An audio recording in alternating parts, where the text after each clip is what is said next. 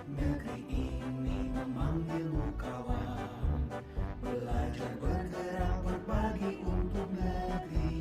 Guru penggerak majukan pendidikan, guru penggerak menghamba pada murid, kreatif rancang pembelajaran. Hargai potensi, tingkatkan prestasi, lahirkan profil pelajar Pancasila. Belajar bergerak berbagi untuk negeri, kita menjalin kolaborasi. Belajar bergerak berbagi untuk negeri, demi bakti pada Ibu Pertiwi.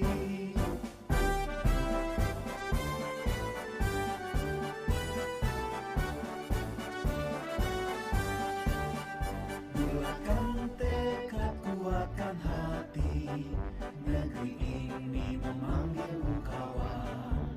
Belajar bergerak berbagi untuk negeri, guru penggerak majukan pendidikan.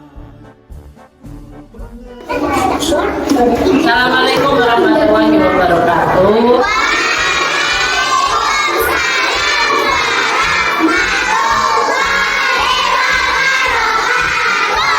Selamat pagi anak-anak kelas 3.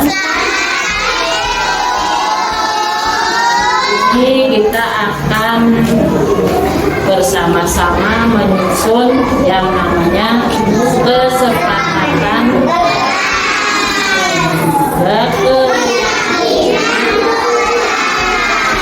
kesepakatan kelas itu apa artinya yuk? Aturan yang dibuat oleh siapa? Jalanannya semua anggota kelas termasuk juga guru. Nanti kalian guru minta mendiskusikan dengan temannya, kira-kira peraturan apa yang baiknya diterapkan di kelas 3 ini biar kalian belajarnya di kelas bisa nyaman, aman, dan juga menyenangkan. Nanti dari kesepakatan kelas itu kita bahas kembali, diskusikan bersama, kira-kira nilai kebaikannya apa yang muncul di situ. Nah, nilai-nilai kebaikan itulah yang nantinya akan kita susun menjadi keyakinan. Jadi keyakinan kelas itu bentuknya nilai-nilai baik yang harus kalian lakukan atas keinginan kalian sendiri, karena kalian meyakini kalau nilai baik itu memang baik. Memang setiap orang harus melakukan nilai-nilai kebaikan itu tanpa paksaan, tanpa ancaman, tanpa disuruh, tanpa mengharap. Jadi kalian nanti melaksanakan keyakinan kelas itu tujuannya biar kalian termotivasi, biar kalian itu mempunyai motivasi dalam diri untuk menjadi pribadi yang lebih baik lagi. Nah, nanti kita setelah ini guru beri sticky note itu untuk menuliskan kira-kira peraturan apa dulu yang nanti kalian sepakati dalam kelompok yang akan menjadi kesepakatan kelas. Ya, dari nilai-nilai dari peraturan-peraturan tadi nanti kita bahas bersama kira-kira nilai kebaikannya apa yang muncul, dan nanti akan kita sepakati kembali menjadi keyakinan. Kira-kira sudah bisa dipahami atau belum?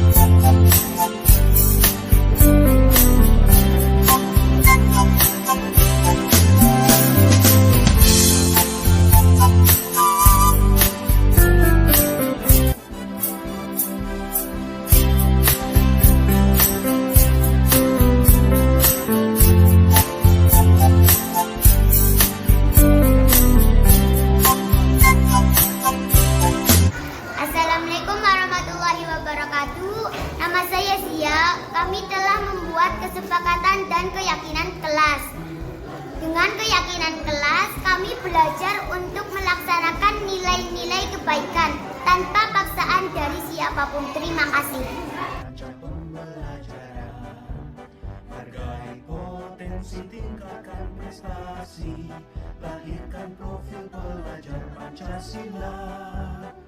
Belajar bergerak berbagi untuk negeri, kita menjalin kolaborasi. Belajar bergerak berbagi untuk negeri, demi bakti pada Ibu Pertiwi.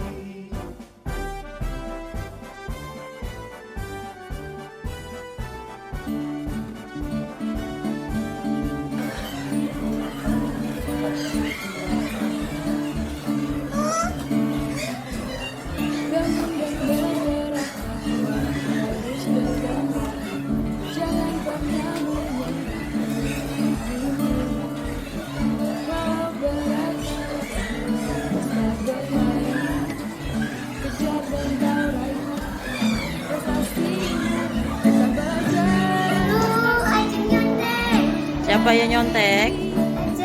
Ya aja, kerjakan sendiri ya.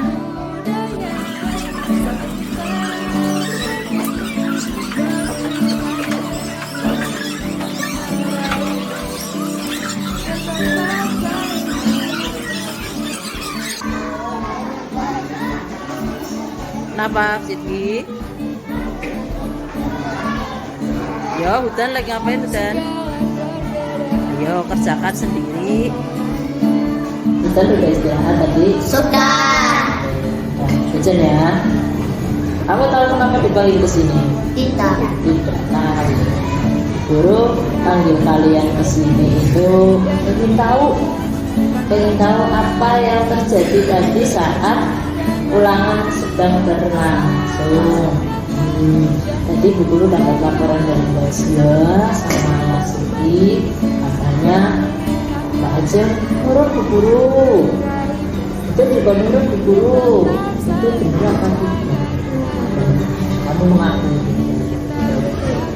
itu kira-kira perbuatan baik apa tidak? Tidak. Benar apa salah? Apakah hanya kalian yang pernah melakukan itu? Tidak. Agak percaya cukup kan? Kira-kira berbuat salah itu boleh apa enggak sih? Kenapa kita boleh berbuat salah? Karena dari kesalahan itu kita bisa belajar bagaimana kita bisa memperbaiki perilaku. Kan seperti itu. Guru juga sama. Guru pun pernah berbuat kesalahan. Teman-teman yang lain pun pernah berbuat kesalahan. Tapi kita itu harus bisa belajar dari kesalahan itu, bertanggung jawab atas kesalahan itu, dan kita bisa berusaha untuk tidak mengulangi kesalahan yang sama. Iya, kesalahan yang sama di waktu yang lain, seperti itu. Bu Guru pengen tahu tadi si Ajeng sama Mas Hudan, kira-kira yang kamu lakukan saat ulangan apa aja? Menyontek-nyonteknya seperti apa? Melihat teman, melihat LKS. Kalau Mas Hudan tadi ngapain waktu ulangan? Sama. Ngapain aja? Menyontek teman sebangku. Nyontek teman sebangku. Sama nyontek LKS. Sama nyontek LKS. Itu kenapa ya Pak Ajeng melakukan itu? Alasannya biar apa sih nyontek itu? Belajar alasannya biar apa? Biar ngerjain soalnya. Kalau Mas Hudan biar apa? Bukan biar nilainya dapat nilai bagus. Biar dapat nilai bagus. Semua anak sekolah kalau ulangan ya mesti pengen dapat nilai bagus. Kira-kira kalau pengen dapat nilai bagus itu apa yang harus kamu lakukan sebenarnya? Belajar. Sudah belajar apa belum semalam? Sudah tapi sedikit. Kalau aja sama, kenapa waktu belajarnya hanya sedikit, tidak dikasih waktu belajar yang banyak? Ngapain aja di rumah semalam? Banyaknya ngapain? Sholat, terus habis itu jam 2-nya ngaji, habis ngaji pingpong, habis pingpong mulai sampai jam 8, mainan habis sebentar terus belajar. Belajarnya juga sebentar, tidak selesai dalam satu materi yang akan ulangan hari ini. Kalau Mbak Aja? Pulang sekolah, sholat, makan, terus mandi, madrasah, Iya. Main. ya Iya. terus sholat, terus ngaji, pulang Main. belajar. Belajarnya sedikit juga. Iya, kalau kita belajarnya sedikit ya nanti ilmu yang bisa dimanfaatkan saat ulangan juga sedikit, kan seperti itu. Kalau belajarnya banyak, manfaatnya apa? Kalau semalam kamu belajarnya dikasih waktu yang lebih lama, misalnya 1 jam buat belajar yang intens, yang fokus, kira-kira hasilnya apa? Bisa mengerjakan, dapat nilai bagus. Tidak perlu Konten. karena menyontek itu salah satu bentuk tidak percaya diri, tidak yakin dengan kemampuan kalian sendiri. Biar bisa yakin percaya diri ya kuncinya itu caranya dengan cara, kalau mau ulangan biar percaya diri itu caranya belajar sendiri ya. Nah, kamu masih ingat kan keyakinan kelas yang sudah kita sepakati di kelas 3? Kelas 3 itu harus jadi anak-anak yang disiplin, anak-anak yang jujur, Percaya diri, terus apa lagi? Jadi anak yang tanggung jawab. Kira-kira dari sikap kamu tadi, kamu sudah menerapkan nilai itu apa belum? Nilai jujurnya belum. Kamu tadi masih belum jujur karena apa?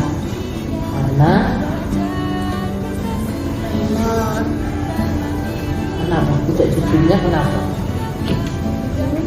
Karena menyalahkan. Nah, kira-kira kedepannya kalian mau berbuat jujur atau tidak? Mau berbuat jujur, Manfaatnya apa sih kalau berbuat jujur itu? akan mendapatkan pahala yang banyak. Nah, ini akan dapat pahala yang banyak. Kita juga akan dapat banyak. Kalau kamu bohong sama temennya, kira-kira temennya jadi senang apa enggak sama? Kita Nanti kalau kita berbuat jujur, nanti kita jadi punya banyak teman. Ya. Dan kira-kira mau jadi orang yang seperti apa sih kamu nanti ke depan? Pengennya jadi anak yang jujur, disiplin, bertanggung jawab. Kenapa kamu milih jadi orang yang seperti itu? Karena Kenapa Acung pengen jadi orang yang jujur, orang yang bertanggung jawab, orang yang disiplin? Itu tujuannya biar apa? Ya,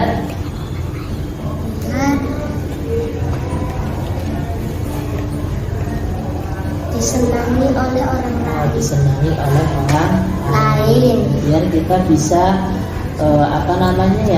bisa menjalani hidup ini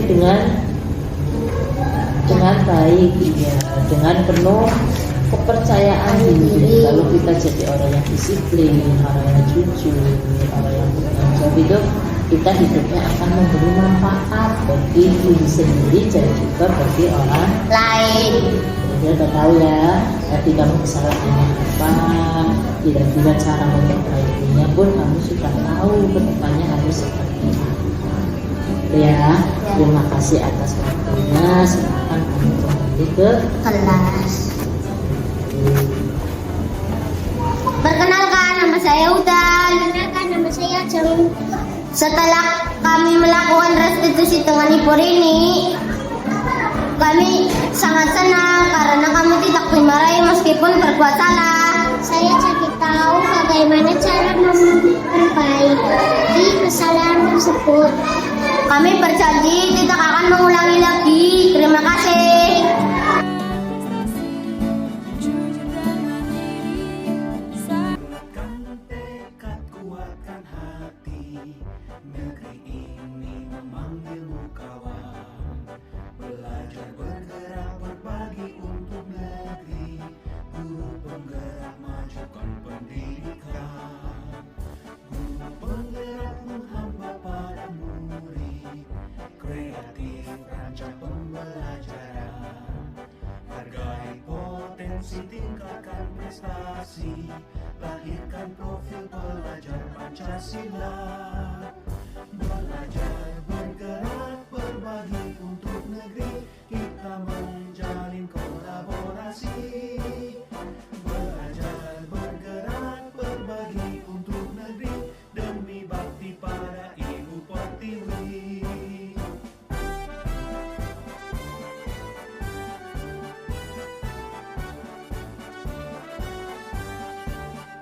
Bulatkan tekad, kuatkan hati, negeri ini memanggilmu kawan.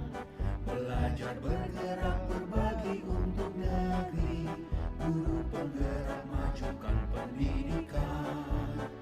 Guru penggerak menghamba pada murid, kreatif rancang pembelajaran.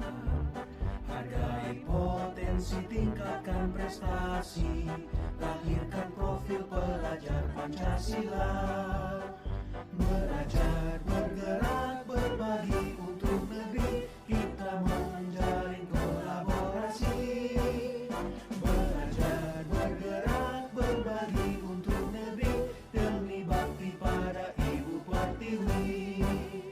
Belajar, bergerak, berbagi untuk negeri, kita menjalin kolaborasi. Belajar, Bismillahirrahmanirrahim. Assalamualaikum warahmatullahi wabarakatuh.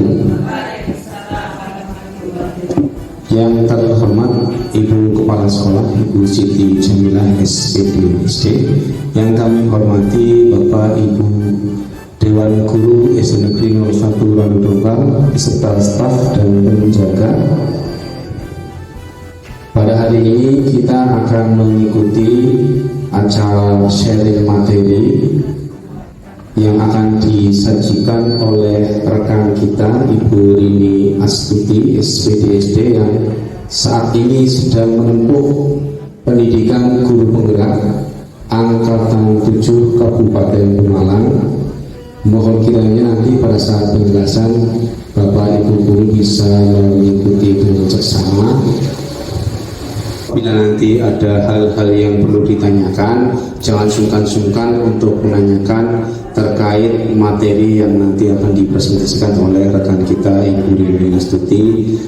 Waktu sepenuhnya kami serahkan kepada Ibu Rini Astuti untuk memandu acara nanti ketika menjelaskan tentang sharing materi pada modul yang sedang ditempuh oleh Ibu Rini. Sebelumnya kita mendengarkan dulu arahan dari Ibu Kepala Sekolah kepada Ibu Siti Jamilah SPD SD. Kami persilakan.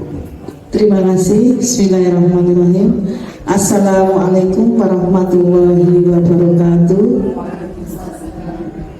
Selamat siang semuanya saja, Bapak Ibu Dewan Guru, terutama yang hari ini mengadakan aksi sesi berbagi, yaitu Ibu Rini Astuti SPD SD, calon guru penggerak angkatan ke-7.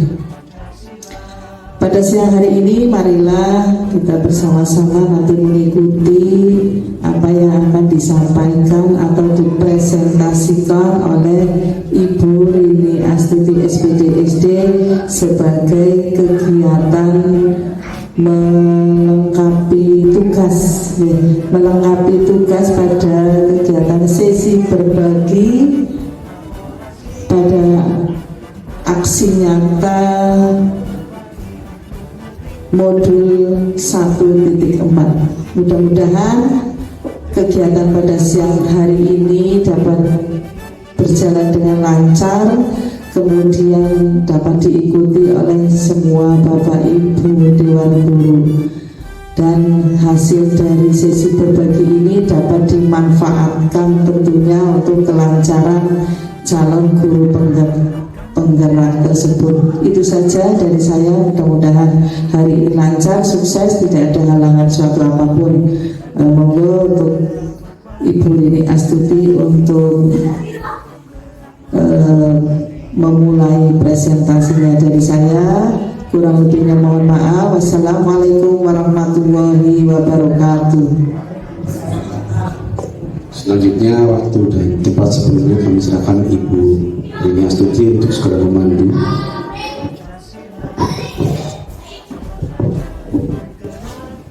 Bismillahirrahmanirrahim. Assalamualaikum warahmatullahi wabarakatuh. Bismillahirrahmanirrahim. Wassalatu wassalamu ala asyrofil anbiya'i wal mursalin wa ala alihi wa sahbihi ajma'in. Rabbi shrah li sadri wa yassir li amri wahlul 'uqdatam min lisani yafqahu qawli. Amma ba'du. Yang terhormat Ibu Kepala Sekolah SD Negeri 1 Budongkal, yang saya hormati Bapak Ibu Dewan Guru SD Negeri 1 Budongkal. Yang pertama, tak lupa kita panjatkan puji syukur kehadirat Allah Subhanahu wa Ta'ala yang telah melimpahkan nikmat sehat kepada kita, sehingga pada siang hari ini saya berterima kasih sekali karena diberi kesempatan untuk berkumpul, berbagi dalam keadaan sehat walafiat. Dan bagi rekan kerja yang masih belum hadir karena sakit, kita doakan semoga segera sembuh dan bisa berkumpul kembali. Salawat serta salam tak lupa kita panjatkan pada junjungan Nabi Agung Muhammad SAW. Semoga kita kelak mendapat syafaat dari beliau. Amin. Bapak Ibu yang saya hormati, di sini saya mendapat amanah dalam pendidikan guru pemenang. Ternyata di modul akhir 1 itu ada sesi berbagi aksi nyata. Ini bukan mengajari, tapi kita diberi amanah untuk menyampaikan apa yang ada di modul 1 itu kepada rekan sejawat. Harapannya nanti ilmu itu bisa diterapkan bersama-sama di kelas masing-masing dan nantinya akan menjadi hal baik untuk sekolah kita. Konsep budaya positif serta penerapannya di kelas, ini materi yang akan saya sampaikan. Sebelum kepada budaya positif, saya mengulas sedikit tentang filosofi pendidikan di Hajar Dewantoro. Sebelum saya mengikuti guru penggerak itu, saya tahunya guru tugasnya menuntut anak menjadi versi terbaiknya. Dan ternyata setelah saya mengikuti pendidikan guru penggerak selama 2 bulan ini, paradigma saya yang sebelumnya salah. Ternyata guru itu pendidikan adalah menuntun. Guru tugasnya menuntun segala kekuatan kodrat yang ada pada anak agar mereka mencapai keselamatan dan kebahagiaan setinggi-tingginya. Bukan mencapai prestasi terbaiknya, bukan. Tapi mereka bisa bahagia, selamat, dan menjadi seseorang yang sesuai yang mereka impikan. Dan filosofi pendidikan Ki Hajar Dewantoro juga menyampaikan bahwa pendidikan harus menghamba kepada murid. Intinya kita sebagai pendidik harus mengutamakannya murid dan murid, mulai dari cara mengajarnya, penanaman perilakunya, keseharian kita pun harus berpihaknya pada murid. Selanjutnya ada filosofi yang menyampaikan bahwa pendidik diibaratkan sebagai petani, sekolah sebagai lahannya, serta siswa sebagai benih padinya. Di sini pendidikan itu bukan hanya kita mencari angka, tapi budi pekerti itu suatu hal yang paling utama. Pendidikan budi pekerti menuntut kita sebagai seorang guru tidak hanya mentransfer ilmu pengetahuan, tetapi juga kita diharapkan mampu menerapkan nilai-nilai luhur dengan menanamkan pada diri kita sendiri tentang semboyan dari Ki Hajar Dewantoro yang sudah sering sekali kita dengar, yaitu Ingarso Suntuwodo, Imatyo Namengkarso, dan Tuturi Handayani. Nah, tadi kita punya angan-angan siswa kita punya karakter yang baik. Apakah mimpi besar itu bisa terwujud? Insya Allah bisa. Kalau kita mau merubah diri kita, segalanya sesuatu dari diri. Di sini guru harus memahami nilai dan peran sebagai guru, bukan sebatas guru penggerak. Ternyata nilai-nilai ini tercermin harus pada semua guru. Di antaranya guru itu harus berpihak pada murid, mandiri, inovatif, reflektif, dan kolaboratif, serta perannya tidak hanya di kelas. Di kelas menjadi pemimpin pembelajaran dan mewujudkan kepemimpinan siswa. Di lingkungan kerja pun harapannya guru bisa menjadi coach bagi guru lain, berkolaborasi antar guru, serta bisa menggerakkan komunitas praktisi. Dan alhamdulillahnya saya ngajar di SD 1, kolaborasinya sudah terbentuk dengan baik. Nah ini, sudahkah kita menciptakan lahan subur? Jadi petani, kita sebagai petani, sekolah sebagai lahannya. Kira-kira sekolah kita itu sudah menjadi lahan subur atau belum untuk mengoptimalkan bibit padi yang sudah dititipkan oleh warga sekitar, kan seperti itu. Dan ini bukan hanya tugas seorang pemimpin atau kepala sekolah, tapi tugas kita bersama untuk bisa menjadikan sekolah sebagai lahan subur. Ini kita perlu merefleksi sebagai seorang pendidik atau pemimpin sekolah, bagaimana suasana positif itu sudah diciptakan di sekolah ini, dan bagaimana penerapan disiplin di SD kita, apakah sudah efektif atau belum. Mari kita tinjau ulang bentuk disiplin yang dijalankan di sekolah kita selama ini. Kira-kira sudah berjalan apa dari Bu? Untuk budaya suasana positif di sekolah sudah ya?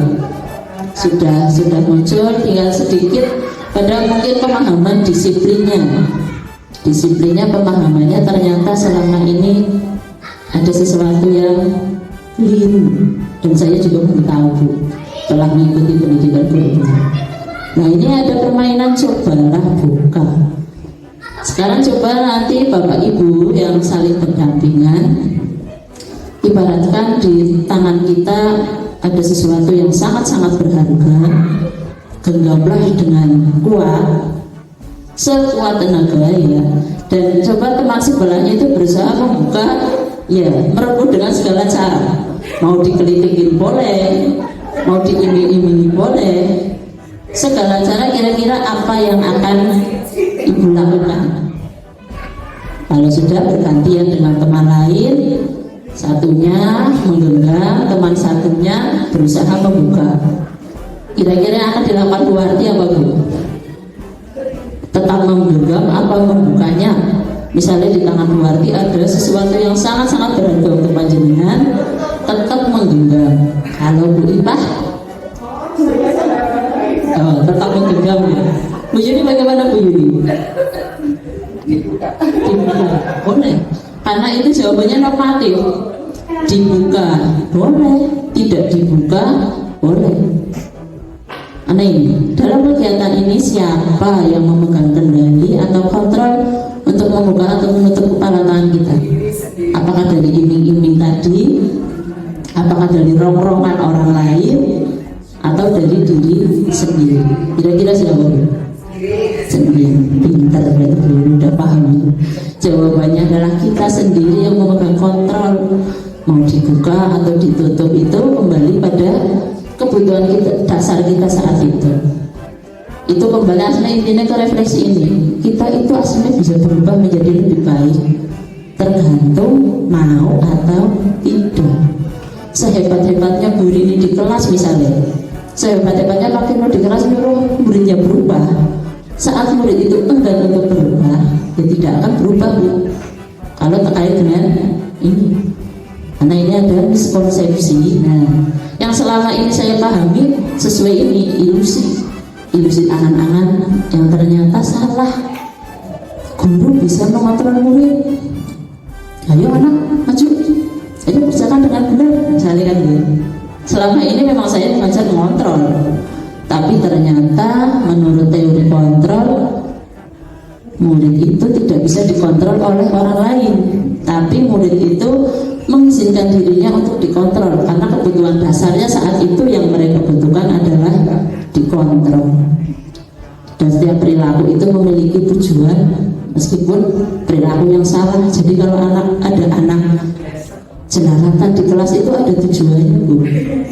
Iya, itu kaitannya dengan kebutuhan dasar siswa tersebut. Yang berikutnya, ilusi bahwa semua penguatan positif, efektif dan bermanfaat. Kita sering memberikan penghargaan ke siswa. Nanti yang pintar tak kasih permen 1 misalnya. Dalam waktu itu, di saat itu mungkin penghargaan akan berefek, ya, akan berpengaruh terhadap siswa tersebut. Tapi kalau dalam jangka panjangnya itu justru akan siswa bosan, besok paling permen kalau pintar, males permennya rasanya cuma seperti itu misalnya. Itu akan membuat anak mencoba menolak bujukan dan menjadi tergantung pada pendapat sang guru. Yang berikutnya, ilusi bahwa kritik dan membuat orang merasa bersalah dapat menguatkan karakter. Nah, ini yang sering. Kalau anak berbuat salah, mesti kita mengkritik dan membuat anak memberi efek jerah, ya. Kesannya ben orang maning-maning, misalnya seperti itu. Dan ternyata itu tidak mengubah perilaku anak ke depannya, Bu.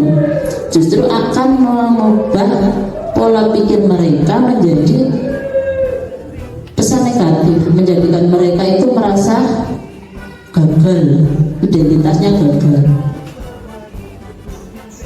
Selanjutnya, ilusi bahwa orang dewasa memilih hak untuk memaksa. Ini tidak hanya di sekolah, di rumah pun. Saya yang anaknya kecil-kecil, manut, ya kan? Kalau di sekolah, guru ya harus manut sama bu guru. Ternyata perilaku memaksa itu tidak akan efektif untuk jangka waktu panjang dan bisa menimbulkan hubungan permusuhan. Ini kesalahan konsep kita yang ternyata harusnya ini kaitannya teori perilaku. Kita tidak bisa mengontrol orang lain, semua perilaku memiliki tujuan.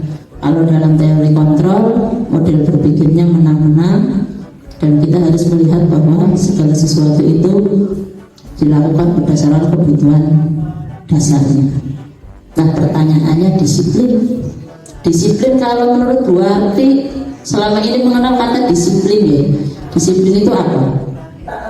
Nah, kebanyakan taat aturan. Ternyata disiplin itu tidak berarti taat aturan. Kalau yang sebenarnya disiplin itu artinya belajar. Belajar yang kaitannya dengan kontrol diri. Disiplin diri membuat seseorang menggali semua potensi dirinya untuk mencapai suatu tujuan, sesuatu yang dihargai dan bermakna. Tujuannya untuk menanamkan motivasi intrinsik. Berarti anak itu melakukan sesuatu bukan karena paksaan takut dihukum, bukan karena ingin mendapatkan penghargaan, tapi karena mereka butuh untuk menjadi pribadi yang lebih baik lagi. Motivasi perilaku manusia. Setiap orang melakukan sesuatu pasti ada motivasinya. Sama seperti sekarang, Ibu Warsiti mau masuk ke ruang kelas 4 mengikuti sesi berbagi dengan saya. Kira-kira motivasinya yang mana? Apakah menghindari tidak nyaman dengan Bu Rini orang kepenak, atau ingin mendapat imbalan, atau ingin menghargai diri sendiri? Yang mana, Bu? Nah, bagus. Itu berarti motivasi intrinsiknya sudah muncul. Kalau misalnya karena nggak enak Bu Rini nanti pesertanya nggak ada, ya nggak apa-apa.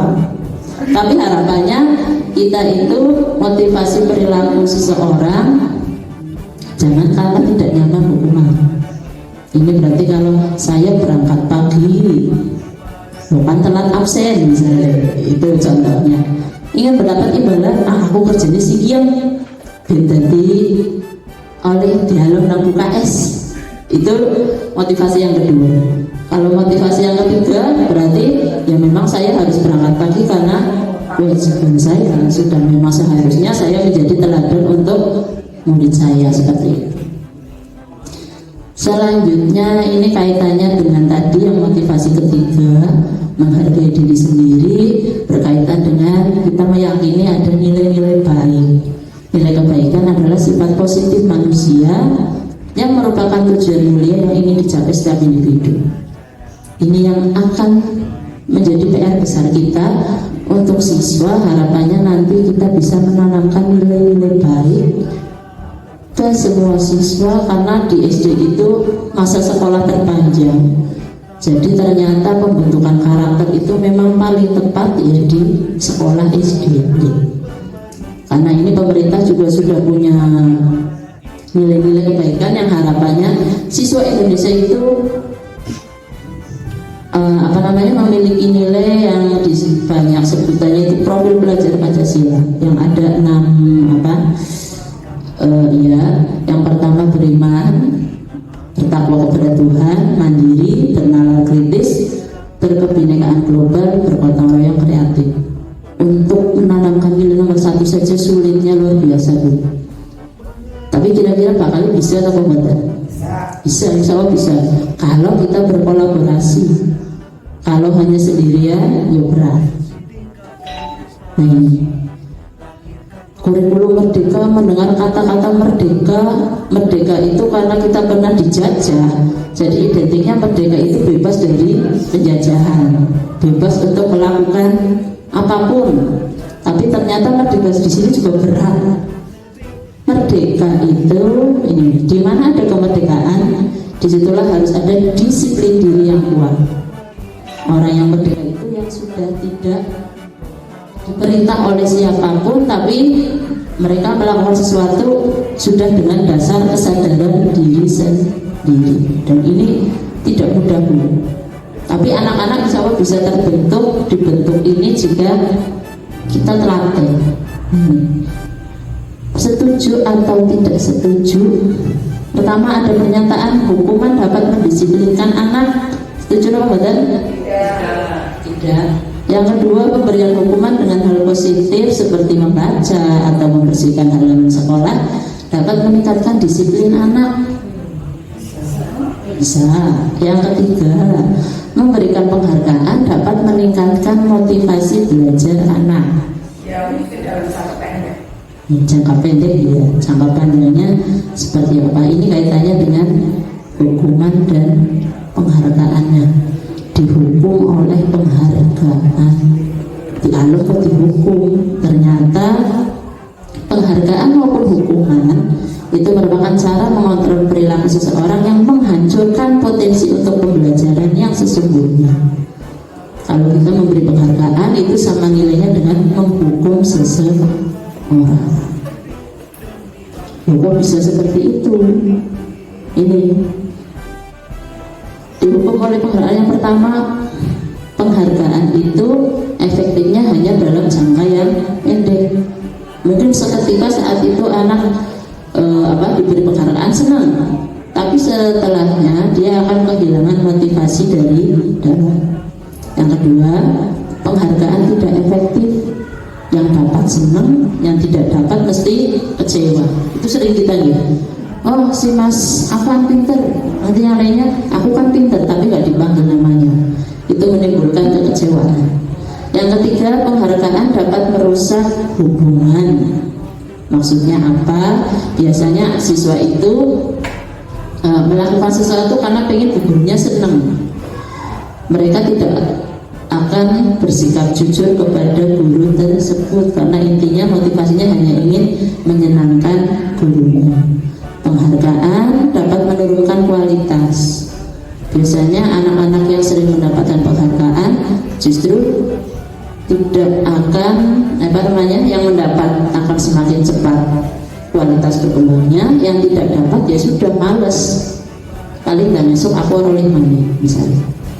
Besok lagi mesti yang dipuji yang pintar. Aku yang anak nggak pintar tapi ada perubahan sikap mesti nggak bakalan dipanggil sama guru, kan seperti itu.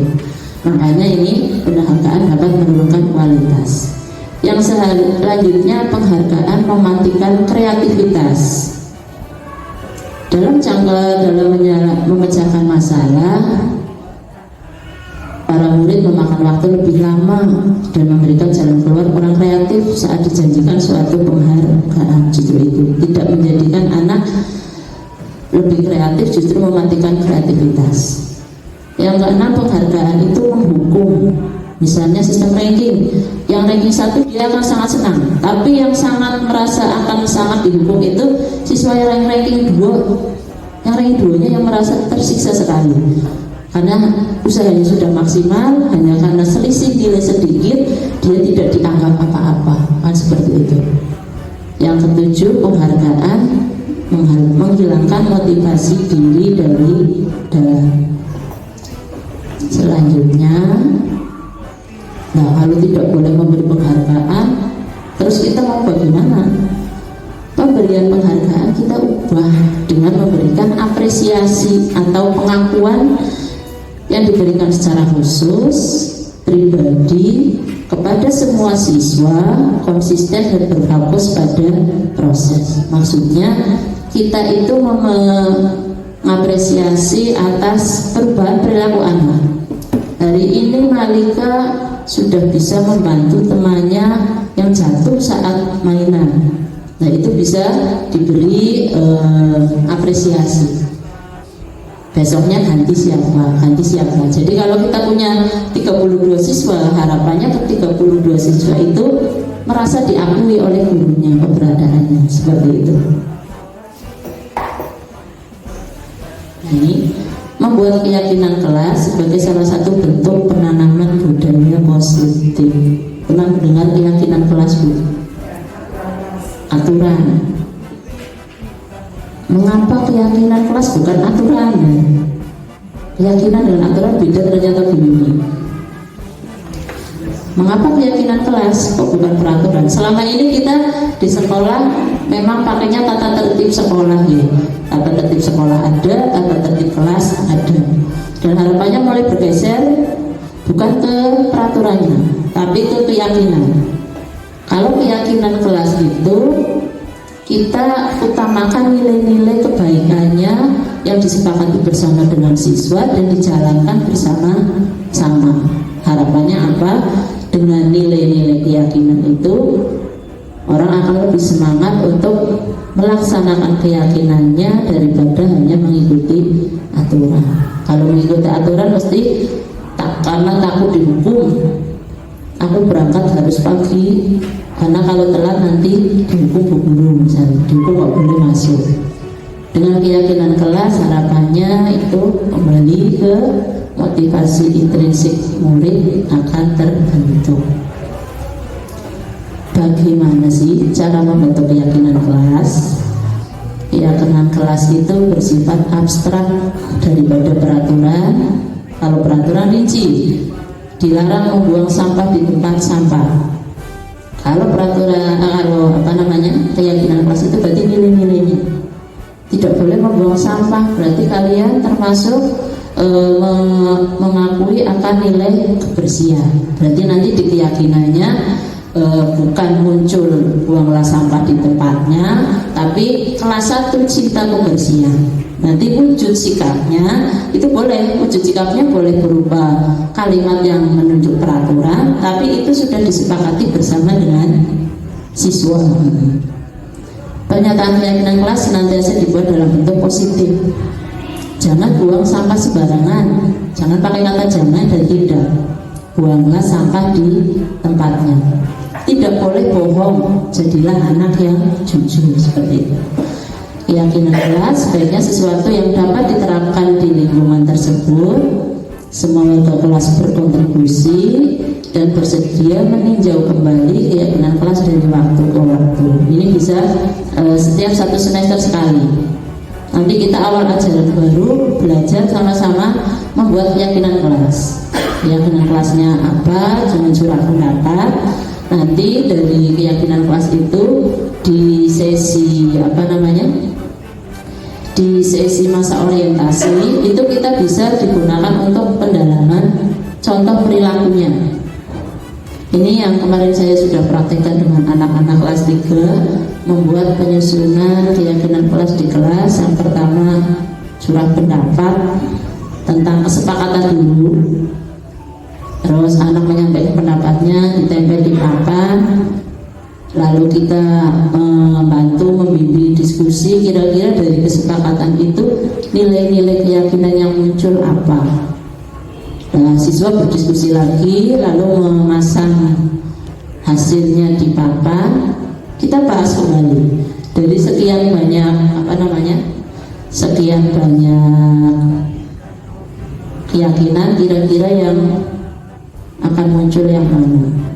Dengan keyakinan kelas, dan kalau dengan anak-anak kelas rendah itu nggak bisa saklek sesuai dengan rambu-rambu penyusunan keyakinan. Mungkin kalau 4, 5, 6 sudah bisa, tapi kalau kelas 1, 2 itu harus pintar-pintar kita menyampaikan kalimatnya yang dipahami oleh siswa. Yang penting intinya mereka bisa paham.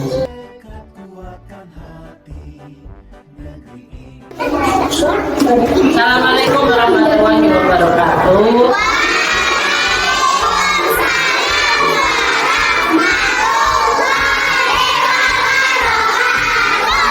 Selamat pagi anak-anak kelas 3. Ini kita akan bersama-sama menyusun yang namanya kesepakatan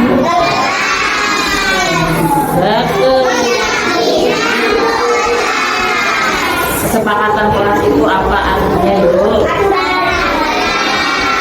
Aturan yang dibuat oleh siapa?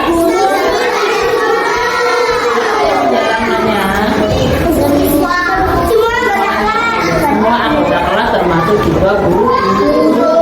Nanti kalian guru minta mendiskusikan dengan temannya kira-kira peraturan apa yang baiknya diterapkan di kelas 3 ini biar kalian belajarnya di kelas bisa nyaman, aman, dan juga menyenangkan. Nanti dari kesepakatan kelas itu kita bahas kembali, diskusikan bersama kira-kira nilai kebaikannya apa yang muncul di situ. Nah, nilai-nilai kebaikan itulah yang nantinya akan kita susun menjadi keyakinan. Jadi keyakinan kelas itu bentuknya nilai-nilai baik yang harus kalian lakukan atas keinginan kalian sendiri, karena kalian meyakini kalau nilai baik itu memang baik.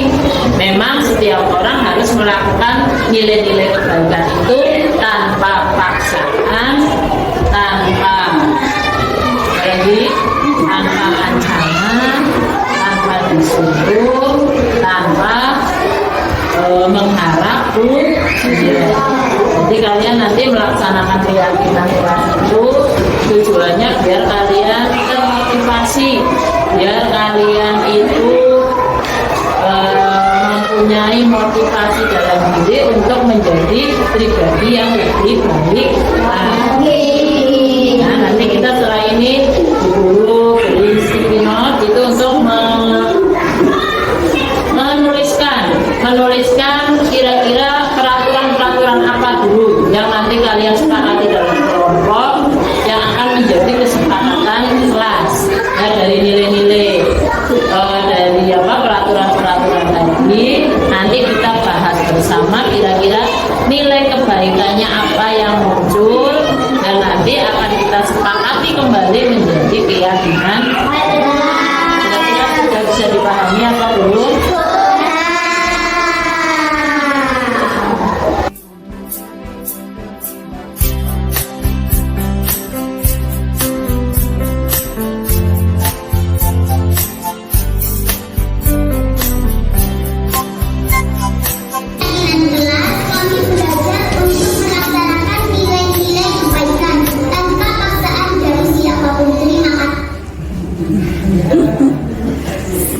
Ini contoh keyakinan yang dibuat oleh kelas 3. Misalnya semester 1 tidak harus banyak-banyak Bu, kita ngambil bisa 5 atau 6. Yang penting kalau semuanya dijalankan saja sudah hebat. Dan ini lebih berat dari disiplin yang kaitannya dengan tata tertib ternyata.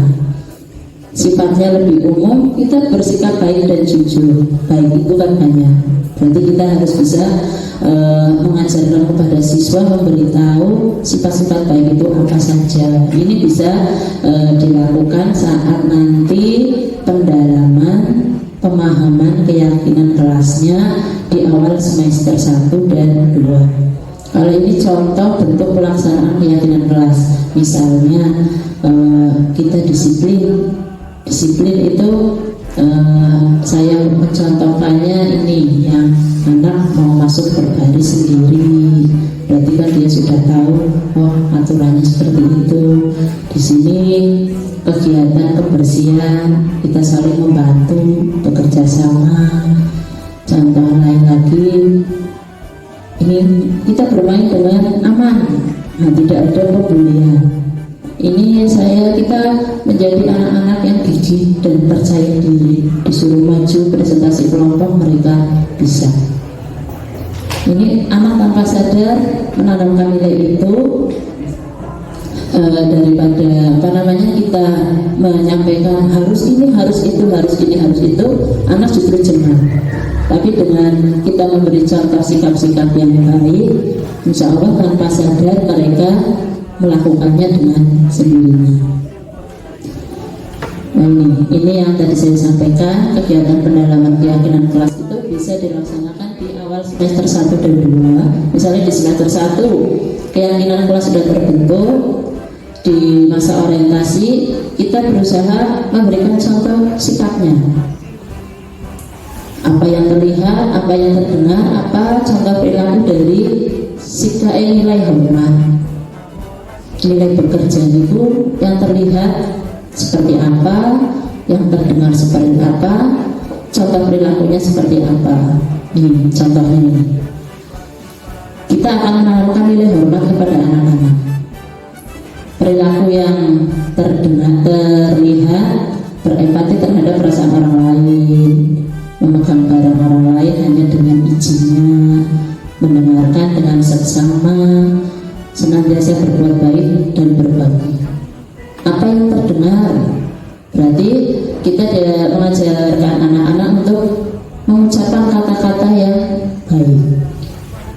Contoh perilakunya tersenyum ramah, memberi salam, memberikan peluang bekerja, menampilkan postur tubuh yang tenang, itu menunjukkan rasa hormat. Nah, dari perilaku-perilaku ini yang sering kita sampaikan ke anak-anak. Kalau kita menyampaikan anak-anak, kita harus mempunyai nilai hormat, dan mereka nggak tahu, apalagi untuk kelas rendah. Kelas rendah itu nggak bisa untuk memahami konsep-konsep yang seperti itu tanpa bimbingan guru, nggak bisa. Makanya pintar-pintarnya kita itu memberikan contoh sebanyak-banyaknya contoh. Berharap salah satu contoh itu mengena di diri mereka. Nah, ini jika keyakinan kelas diterapkan di semua kelas, harapannya karakter siswa akan terbentuk dan dengan sendirinya dari 1 sampai kelas 6, karena semuanya sudah memiliki karakter yang baik, maka wujud budaya positif sekolah akan nampak di situ. Nah, bagaimana jika ada pelanggaran? Yang jelas mesti setiap keyakinan yang kita susun tidak serta-merta anak itu langsung menerapkan dengan sempurna, itu mesti ada pelanggaran. Yang sering terjadi dalam menjalankan peraturan ataupun keyakinan kelas, jika ada pelanggaran yang dihukum. Terlambat masuk, anak dihukum, tidak boleh masuk ke ruang kelas dulu, nunggu di luar sampai kebiasaannya selesai. Meskipun itu tidak menyakiti fisik, itu termasuk hukuman. Atau bisa juga memberikan konsekuensi. Nah, ada beberapa pernyataan. Yang pertama, mencatat 100 kali di dalam buku kalimat yang berbunyi saya tidak akan terlambat lagi karena terlambat ke sekolah. Ini menurut panjenengan hukuman atau konsekuensi? Yang kedua, lari mengelilingi lapangan basket 2 kali karena terlambat hadir di sekolah. Kuman lagi.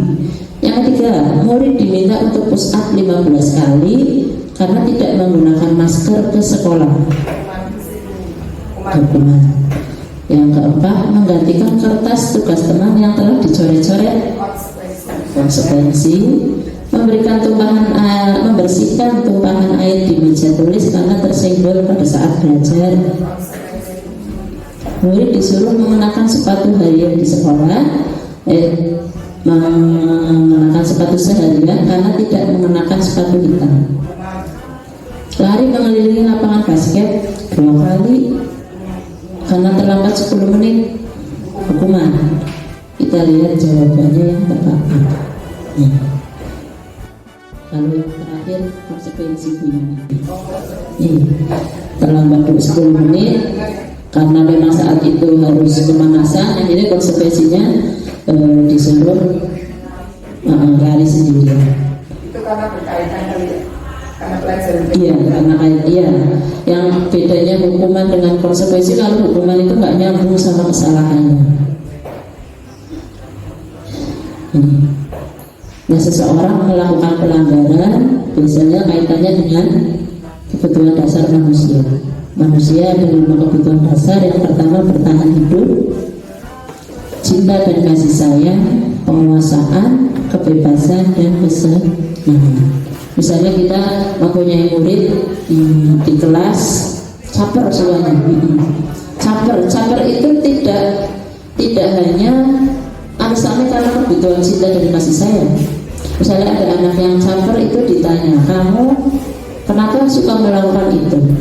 Kalau jawabannya, saya suka kalau dipanggil namanya sama Bu Yuni, nah itu berarti dia kebutuhan cinta dan kasih sayangnya yang belum terpenuhi. Kalau capernya misalnya lagi diajar berulang labrung di meja atau apa, ditanya kenapa seperti itu, bosan Bu Guru, berarti dia butuh kebebasan. Kalau misalnya lagi di kelas tiba-tiba makan, lagi diajar terus makan, saya lapar sih Bu Guru, dari pagi nggak sarapan, berarti dia kebutuhan fisiologisnya bertahan hidup, barangkali pingsan kasihan. Nah, semua yang dilakukan manusia itu pasti punya tujuan untuk mendapatkan apa yang diinginkan sesuai dengan kebutuhan dasarnya. Nah, ini daripada kita menghukum, mari kita ubah hukuman dengan program yang namanya restitusi. Ini pun saya baru dengar saat saya mengikuti program guru penggerak. Ya, dulu nggak pernah tahu kalau anak bikin salah panggil gayawi. Ya kan? Kalau dulu sebelum saya mengenal ini, kalau anak punya pelanggaran mesti dipanggil, ditanya, terus dimarahi. Biasanya kan seperti itu. Restitusi adalah proses menciptakan kondisi bagi murid untuk memperbaiki kesalahan mereka, sehingga mereka bisa kembali pada kelompok mereka dengan karakter yang lebih kuat. Cirinya ada 10, bukan untuk menebus kesalahan, tujuannya memperbaiki hubungan, berupa penawaran, menuntun anak untuk melihat ke dalam diri sendiri, bukan mencari melempar kesalahan pada teman lain. Biasanya seperti itu. Zulham, kenapa kamu tadi mengenai main bola mengenai IPA? Saya ikut-ikutan Al-Faruq itu. Biasanya anak kalau ditanya gurunya tentang kesalahan, berusaha melindungi diri dan melempar kesalahan pada orang lain. Restitusi adalah cara yang paling baik karena fokus pada karakter, menguatkan, fokus pada solusi, serta mengembalikan murid yang berbuat salah dengan karakter yang lebih kuat. Jadi setelah kita ajak ngobrol, mereka itu kembali ke kelas bukan dengan identitas gagal, bukan menjadi orang yang merasa bersalah, tapi mereka kembali ke kelompoknya, kembali ke teman-temannya, sudah karakternya lebih kuat karena dia sudah tahu bagaimana cara memperbaiki kesalahan. Nah, ini beda antara antara hukuman, konsekuensi, dan restitusi. Kalau hukuman sudah jelas itu identitas gagal. Kalau konsekuensi dan restitusi itu disiplin positif yang tujuannya itu identitasnya menjadikan anak-anak sukses. Hukuman sesuatu yang menyakitkan harus terjadi. Kalau konsekuensi sesuatu harus terjadi, restitusi adalah pilihan. Hukuman membuat tidak nyaman jangka waktu panjang. Kadang kita itu ya Bu, kemarin saya di awal modul 14 itu ada trapesium usia. Disuruh apa hal yang paling diingat di masa sekolah. Saya pernah dipukul Pak Guru waktu SD kelas 4. Padahal sekarang saya usia 37 misalnya. Dari sekian puluh tahun itu masih terngiang indah di pikiran kita ya. Ada guru-guru yang galak diingat selalu. Nah itu karena guru-guru dulu mungkin tujuannya karena belum kenal restitusi Bu. Zaman dulu mendisiplinkan anak memang dengan hukuman. Iya, tapi menjadikan kita yang dihukum itu terkenang sepanjang masa. Harapannya nanti kita terkenang oleh murid itu bukan karena galaknya. Itu tujuan utamanya restitusi seperti itu. Kalau konsekuensi membuat anak tidak nyaman dalam jangka waktu pendek. Kalau restitusi itu menguatkan anak dalam jangka waktu panjang. Hukuman anak menjadi korban, mendapat keadilan. Kalau yang pukul lawan pukul, kayak ngantem Bu Guru ya tekantem kan seperti itu. Korban bisa diabaikan, kalau restitusi korban bisa mendapat ganti. Kalau pada hukuman murid akan tersakiti, konsekuensi murid membuat tidak nyaman, dibuat tidak nyaman. Kalau pada restitusi murid itu akan mendapat penguatan. Begitu sampai bawah, hukuman kamu harus seperti ini. Kalau konsekuensi kita tanyakan ke siswanya, aturannya apa? Saat kamu melanggar berarti yang harus dilakukan apa? Kalau restitusi itu kita tidak menanyakan aturan, tapi kita kembalikannya ke keyakinan kelas. Kita sudah menyusun keyakinan kelas di awal semester. Kira-kira perbuatan kamu itu berarti kamu tidak melaksanakan keyakinan yang mana, nilai yang mana, seperti itu. Dan yang utamanya ini, murid akan membenci peraturan jika berupa hukuman. Konsekuensi itu akan menghormati aturan, restitusi itu murid akan menghormati dirinya dan orang lain. Ini apakah kita akan menghukum atau memberi konsekuensi ataukah melaksanakan restitusi, itu kaitannya dengan 5 posisi kontrol kita sebagai seorang guru. Kira-kira pernah melaksanakan posisi yang mana Bu? Pernah menjadi penghukum? Pernah. Kita mengajar sudah lebih dari 15 tahun. Pernah. Kalau saya sendiri pernah menghukum, pernah. Kalau penghukum itu menghardik, menunjuk, melakukan hukuman fisik maupun verbal. Rewel di kelas akhirnya bersifat kamar mandi. Tidak nyambung antara kesalahan sama iya hukumannya. Penghukum bisa secara verbal. Kalau tidak fisik biasanya menggunakan kata-kata yang pedas, mengkritik yang pedas yang akhirnya membuat anak itu benci dengan kita. Kalau sebagai teman, guru tidak akan menyakiti murid, namun berusaha mengontrol murid melalui persuasi. Ayo sih dikerjakan. Masa kamu gak kasihan sama Bu Guru? Dari jam 7 menjelaskan sampai jam 9 pelajaran matematika. Orang paham-paham. Nah itu merayu. Kalau sebagai teman kita itu merayu murid biar mampu kita kontrol. Yang ketiga, pembuat merasa bersalah. Posisi ini biasanya guru akan bersuara lembut, mengelas dan lain sebagainya. Kamu apa nggak kasihan sama Bu Guru? Capek tahu mengajar satu saja sulit, apalagi satu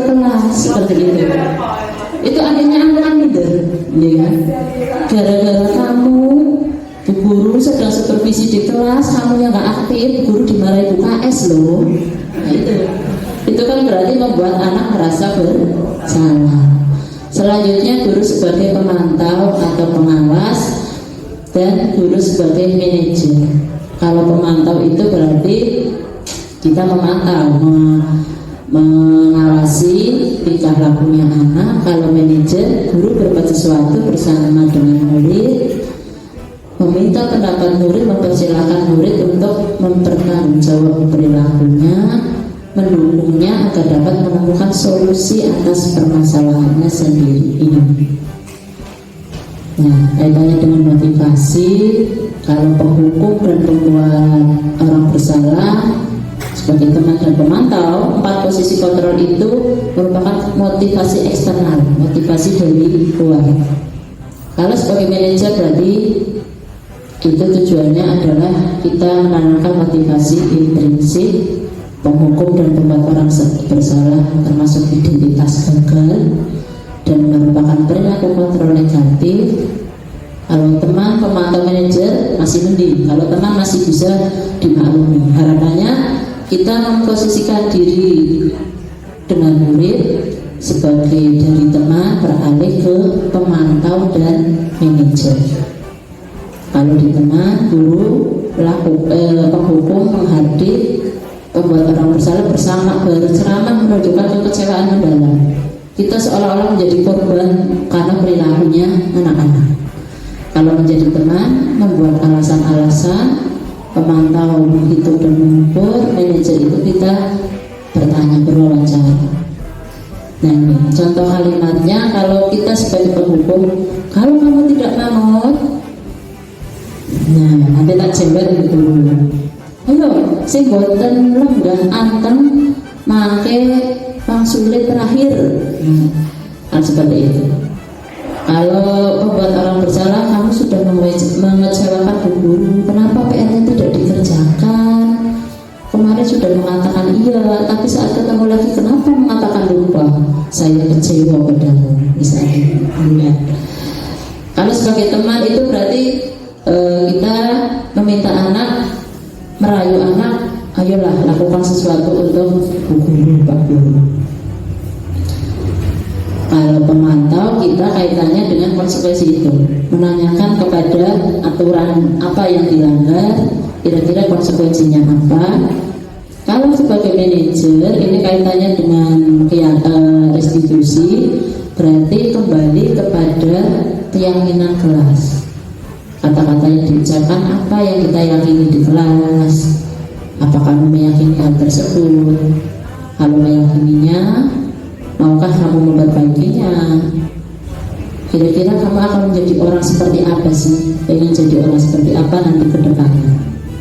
Nah, hasilnya kalau kita sebagai guru itu menjadi posisi kontrolnya selalu menjadi penghukum, maka siswa akan memberontak, dendam sama gurunya bisa jadi, dan suka menyalahkan orang lain. Kalau menjadi orang pembuat orang bersalah, siswa hasilnya akan suka berbohong. Kalau jadi teman, mereka tergantung. Kalau gurunya nggak nyuruh, jadinya nggak mau.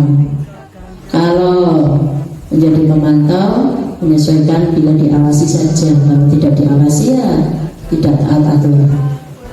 Kalau sebagai manajer, itu akan menguatkan karakter anak.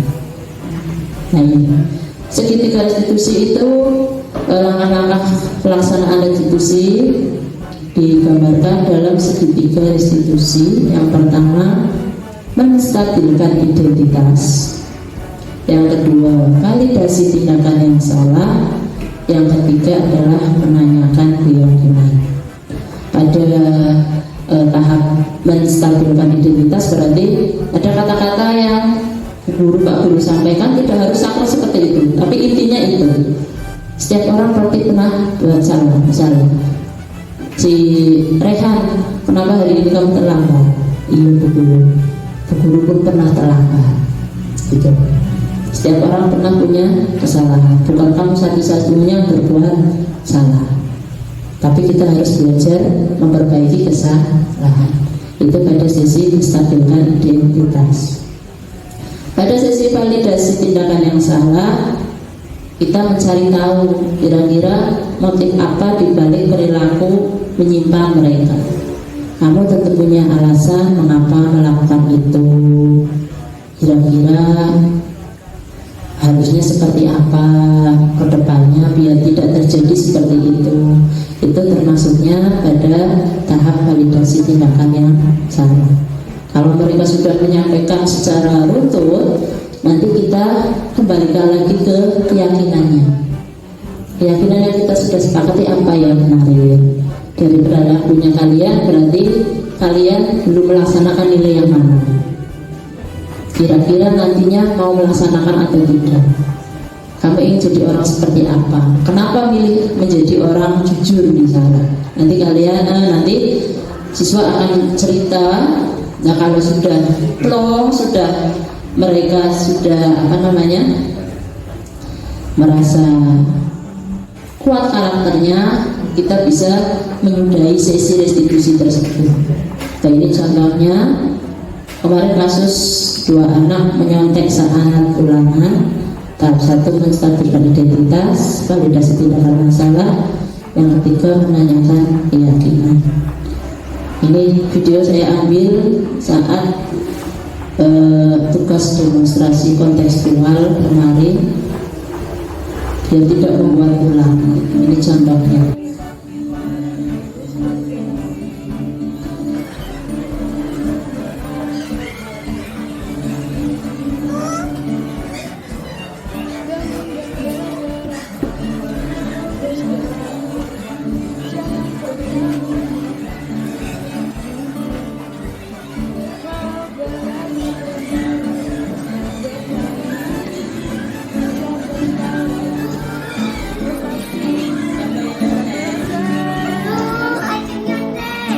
Siapa yang nyontek?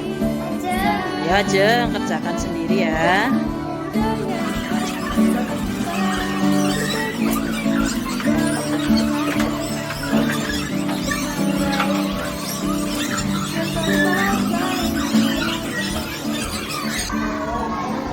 Ya. Kenapa, Siti? Yo, Hudan lagi ngapain, Hudan? Yo, kerjakan sendiri. Kita udah istirahat tadi? Sudah. Nah, Hujan ya. Kamu tahu kenapa dipanggil ke sini? Tidak. Tidak tahu. Guru panggil kalian ke sini itu ingin tahu apa yang terjadi tadi saat ulangan sedang berlangsung. Jadi Bu Guru dapat laporan dari Mbak Sia sama Mas Siti, katanya Mbak Ajeng nurut Bu Guru, itu juga nurut Bu Guru, itu benar apa tidak? Ya, kamu mengaku. Itu kira-kira perbuatan baik apa tidak? Tidak. Benar apa? Apakah hanya kalian yang pernah melakukan itu? Tidak. Agak percaya juga Pak. Kira-kira berbuat salah itu boleh apa enggak sih? Kenapa kita boleh berbuat salah? Karena dari kesalahan itu kita bisa belajar bagaimana kita bisa memperbaiki perilaku. Seperti itu. Guru juga sama. Guru pun pernah berbuat kesalahan. Teman-teman yang lain pun pernah berbuat kesalahan. Tapi kita itu harus bisa belajar dari kesalahan itu, bertanggung jawab atas kesalahan itu, dan kita bisa berusaha untuk tidak mengulangi kesalahan yang sama di waktu yang seperti itu. Bu Guru pengen tahu tadi si Ajeng sama Mas Udan, kira-kira yang kamu lakukan saat ulangan apa aja? Menyontek-nyonteknya seperti apa? Kemudian Mas melihat LKS. Kalau Mas Udan tadi ngapain waktu ulangan? Sama. Ngapain aja? Menyontek teman sebangku. Nyontek teman sebangku. Sama nyontek LKS. Sama nyontek LKS. Itu apa ya Pak Ajeng melakukan itu? Alasannya biar apa sih nyontek itu? Belajar alasannya biar apa? Biar ngerjain soalnya. Kalau Mas Huda biar apa? Bukan biar nilainya dapat nilai bagus. Biar dapat nilai bagus. Semua anak sekolah kalau ulangan ya mesti pengen dapat nilai bagus. Kira-kira kalau pengen dapat nilai bagus itu apa yang harus kamu lakukan sebenarnya? Belajar. Belajar. Sudah belajar apa belum semalam?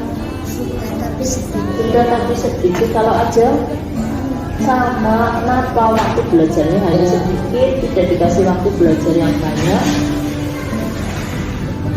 Ngapain aja di rumah semalam? Habis Banyaknya sekolah, ngapain?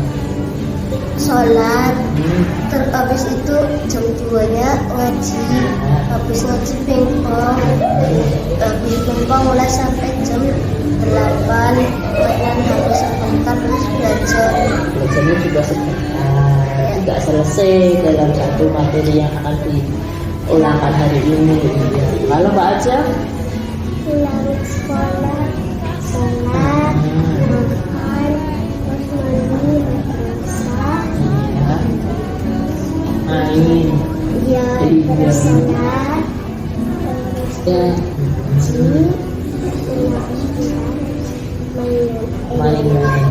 belajar. Belajarnya sedikit juga. Ya kalau kita belajarnya sedikit ya nanti ilmu yang bisa dimanfaatkan saat ulang juga sedikit, kan seperti itu. Kalau belajarnya banyak, manfaatnya apa? Kalau semalam kamu belajarnya dikasih waktu yang lebih lama, misalnya 1 jam buat belajar yang intens, yang fokus, kira-kira hasilnya apa? Bisa mengerjakan, dapat nilai bagus. Tidak perlu Konten. karena menyontek itu salah satu bentuk tidak percaya diri, tidak yakin dengan kemampuan kalian sendiri. Biar bisa yakin percaya diri ya kuncinya itu caranya dengan cara, kalau mau ulangan biar percaya diri itu caranya belajar dulu ya. Dan kamu masih ingat kan keyakinan kelas yang sudah kita sepakati di kelas 3? Kelas 3 itu harus jadi anak-anak yang disiplin, anak-anak yang jujur, Percaya diri, terus apa lagi? Jadi anak yang tanggung jawab. Kira-kira dari sikap kami tadi, kamu sudah menerapkan nilai itu apa belum? Nilai jujurnya belum. Kamu tadi masih belum jujur karena apa? Karena ya kenapa? Tidak jujurnya kenapa? Karena menyalahkan. Nah, kira-kira kedepannya kalian mau berbuat jujur atau tidak? Mau berbuat jujur. Manfaatnya apa sih kalau berbuat jujur itu? Akan mendapatkan pahala yang banyak. Nah, ini akan dapat pahala yang banyak. Kita juga akan dapat banyak. Kalau kamu bohong sama temennya, kira-kira temennya jadi senang apa enggak sama? Kita Jadi kalau kita berbuat jujur, nanti kita jadi punya banyak teman. Ya. Dan kira-kira mau jadi orang yang seperti apa sih teman-teman? Pengennya jadi anak yang jujur, disiplin, bertanggung jawab. Kenapa kamu milih jadi orang yang seperti itu?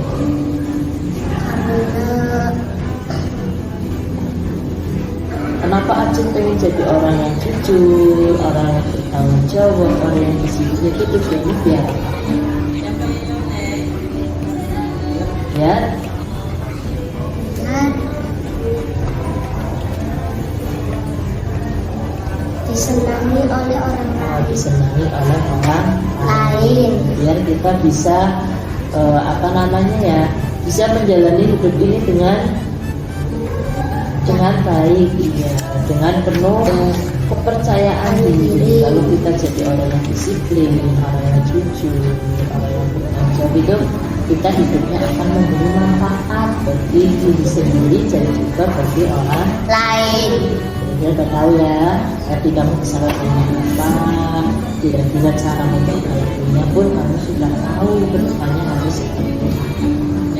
Ya, terima kasih atas waktunya. Silakan kamu kembali ke kelas. Perkenalkan, nama saya Udan. Perkenalkan, nama saya Jeng.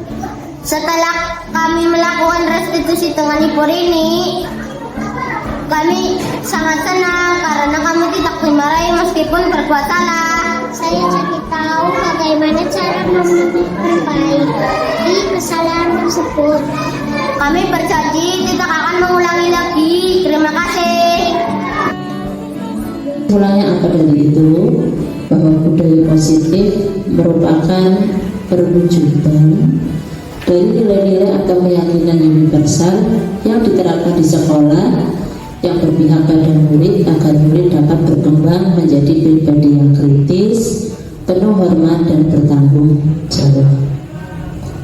Untuk membangun budaya positif, sekolah perlu menyediakan lingkungan yang positif, aman dan nyaman agar murid-murid mampu berpikir, bertindak dan mencipta dengan merdeka, mandiri dan bertanggung jawab. Budaya positif dapat diterapkan dengan menerapkan konsep yang tadi: disiplin positif, motivasi perilaku manusia, posisi kontrol restitusi, keyakinan sekolah dan segitiga restitusi. Nah ini, budaya positif diyakini mampu menciptakan kolaborasi antara warga sekolah juga orang tua murid. Karena disiplin itu tidak bisa hanya diterapkan di sekolah. Kalau anak hanya melaksanakan di sekolah, tapi di rumahnya karena melihat gurunya tidak melakukan, itu berarti motivasi intrinsipnya belum muncul. Jika terlaksana dengan baik, akan memunculkan serta mengembangkan nilai-nilai positif yang dimiliki murid dan akan menciptakan pribadi yang berkualitas dan berkarakter baik sesuai dengan profil belajar Pancasila. Karena profil belajar Pancasila ini yang kita tuju, 6 dimensinya yang kita tuju, salah satunya dengan penerapan budaya positif di sekolah. Nah ini sudah penutup. Ayo mari belajar mencoba bersama, berkolaborasi, saling mendukung demi mewujudkan budaya positif di sekolah tercinta kita, SD Negeri 1 Dodokan. Kalau hanya Pak Kirno yang menerapkan, tidak akan berhasil. Kalau hanya Bu ini yang menerapkan, sama. Dan bersyukurnya saya lihat dari kelas 1 sampai kelas 6 itu memang budayanya sudah bagus. Mulai dari kebiasaan paginya, anak-anak sudah otomatis tanpa diperintah sudah bisa memposisikan diri masing-masing. Terus untuk kasus-kasus di sekolah juga di sini tidak begitu banyak kasus yang besar. Dan ini harapannya 2 calon guru penggerak yang nanti lolos di tahap 8, harapannya bisa lolos di tahap 2-nya, bisa mengikuti pendidikan karena memang ilmunya sangat-sangat bermanfaat untuk kita, Bu. Dan yang belum, harapannya nanti bisa menularkan, kita sama-sama saling berbagi. Karena belajar tidak harus jadi pendidikan guru penggerak. Itu hanya salah satu jalan untuk menjadikan kita lebih baik. Asal kita mau membuka diri untuk menerima sesuatu yang baru, mau membuka diri untuk berubah, insya Allah apa yang kita harapkan akan terwujud. Yang terakhir itu ada nasihat dari Kiai Haji Habibudin Muhajir. Setiap orang itu mendapat kemudahan terhadap apa yang memang menjadi takdirnya. Jika yang ditakdirkan kaya, ya mudah jalan menuju kaya. Begitu juga orang yang ditakdirkan menjadi pintar, maka akan mudah jalan menuju pintar. Kiranya demikian sesi berbagi yang dapat saya sampaikan. Semoga yang sedikit ini bisa membawa perubahan paradigma kita yang ternyata Oh, selama ini yang kita yakini ada beberapa kekeliruan. Saya kembalikan lagi kepada pembawa acara dan saya harap salah satu ada yang memberikan refleksi atas sesi berbagi ini. Terima kasih. Saya akhiri. Wassalamualaikum warahmatullahi wabarakatuh. Positif yang sudah disampaikan oleh Ibu dari SPD. Selanjutnya kita masuk pada sesi kedua, yaitu sesi tanya jawab.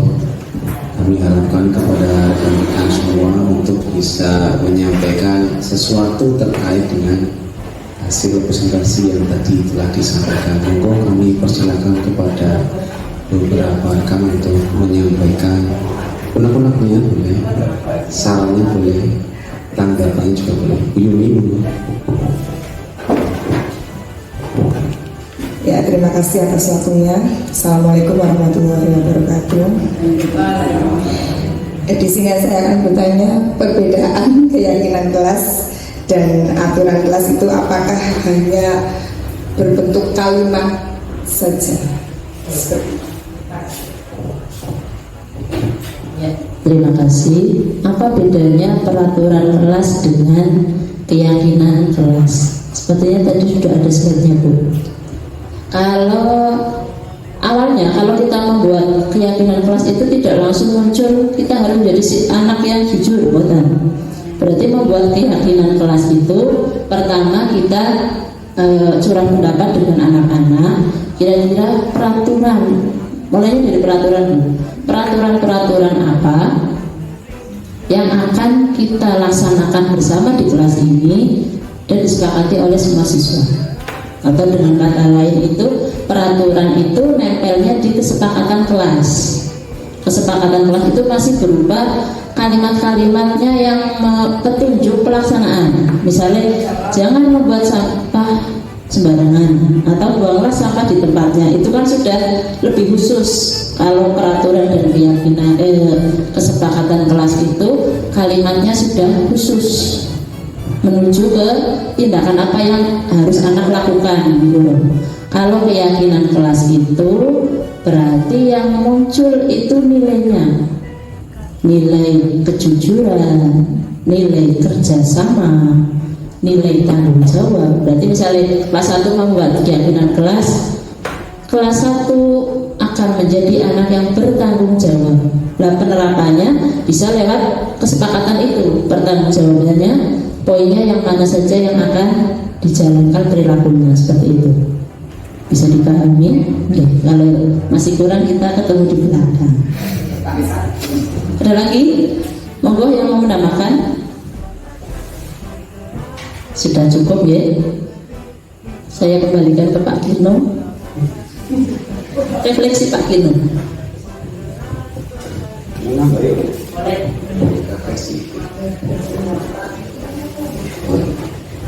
Sebelum kita melanjutkan sesi berbagi, monggo kami memberikan kesempatan kepada yang lain. Barangkali ada yang ingin bertanya tentang apa yang sudah dijelaskan. Tadi sudah ada pertanyaan bagus dari Bu Yuni terkait perbedaan antara peraturan dan keyakinan kelas, dan sudah juga disampaikan oleh Bu Rini dengan sangat baik dan sangat bagus. Tapi pada prinsipnya kalau peraturan itu sifatnya memaksa ya, kalau keyakinan itu sifatnya bukan memaksa tapi menunjukkan. Biasanya perbedaannya yang pada satu, yang pertama redaksi kalimatnya tadi sudah disampaikan oleh Bu Rini dengan baik.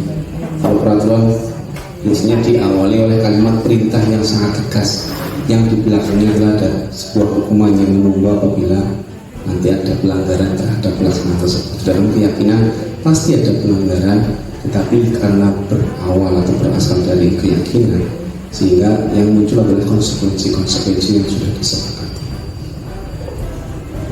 Itu sudah baik sekali Bu, yang disampaikan oleh Bu Rini.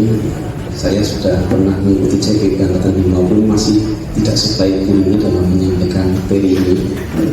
Sehingga mudah-mudahan nanti teman-teman yang lain yang belum lulus, mari kita bersama-sama sharing supaya Bu Yuni, Bu Warsiti nanti bisa lulus CGP angkatan 8, disusul oleh Bu Riani. Bu Riani hanya terkendala usia, karena usianya sudah kadal luar. Tapi bisa kok ikut PP. Bu Arti juga sudah kadal luar. Nanti Bu Kulita ini yang akan menyusul untuk angkatan 9. Ya, mudah-mudahan saya nggak bisa mendoakan, mudah-mudahan CGP angkatan 7 lancar sampai di hari akhir dapat melewati pendidikan dengan baik dan lulus serta mendapat sertifikat dan memperoleh kesempatan untuk yang pertama belajar kembali, misalnya mendaftar pendidikan atau PP, mengajar praktek, bisa melamar menjadi kepala sekolah atau menjadi pengawas sekolah, dan di tingkatan Bu jangan seperti saya yang ikut-ikutan tapi yang penting belajar. Kalau Bu Riani ini kayaknya harusnya sudah bisa memimpin sebuah institusi ya. Kemudian disusul Bu Riani, Bu Pasiti, Bu Yuni, apalagi kita mendapatkan pendidikan dari kepala sekolah yang contohnya sudah sangat bagus ini ya. Iya. Dari tahun ke tahun peningkatan kerjasamanya makin bagus, tampilan sekolahnya sudah makin bagus, penanaman keyakinan kelasnya sudah mulai muncul di setiap kelas. Apalagi ini pembiasaan-pembiasaannya juga sudah diberikan kesempatan yang luas kepada kita. Kita juga selaku guru sudah bisa mendapatkan semacam kebijakan ya apabila ingin menerapkan hal-hal yang baik. Ini kepala sekolah sudah memfasilitasi semuanya. Kemudian kedepannya dengan semuanya jadi peserta CGP, kita nggak perlu saling-saling, tetapi hanya ada saling kolaborasi. Apabila ada hal-hal yang lain tinggal saling melengkapi saja. Iya, mudah-mudahan bisa seperti itu. Bahwa penanaman seperti ini memang targetnya minimal 5 tahun ya Bu ya dalam pendidikan guru penggerak. Semua pelajaran yang kita tanamkan kepada anak hasilnya bukan sekarang, tetapi hasilnya paling tidak 5 tahun ke depan. Makanya dalam setiap institusi ada visi dan misi, itu tujuannya bukan sekarang, tetapi 5 sampai 10 tahun yang akan datang. Dan menurut pengalaman saya, anak S1 yang kalau sudah diberikan penanaman kuat, terus juga pengetahuan yang mendasar, ternyata mendengar kabar dari anak-anak yang sudah lulus, hasilnya ternyata luar biasa. Anak-anak yang dulu menurut kita itu tidak mampu, ternyata begitu keluar dari SD dan masuk SMP, mereka bisa berprestasi baik dalam pengetahuan, keterampilan, sikap bahkan, dan juga dalam sikap. Ini Bu Jamilah buktinya ini, walaupun beliau nggak pernah mengajar di kelas secara konsisten sebagai guru kelas, tetapi murid-murid yang lokal kalau ketemu Bu Jamilah pasti menyapa, pasti saling, dan juga kepada kita semua. Ini menunjukkan bahwa pendidikan di SD lokal mulai meningkat dari tahun ke tahun. Orang-orang sudah mengatakan baik, tetapi kita pelaku di dalamnya sudah melihat ini lebih baik dari tahun-tahun sebelumnya.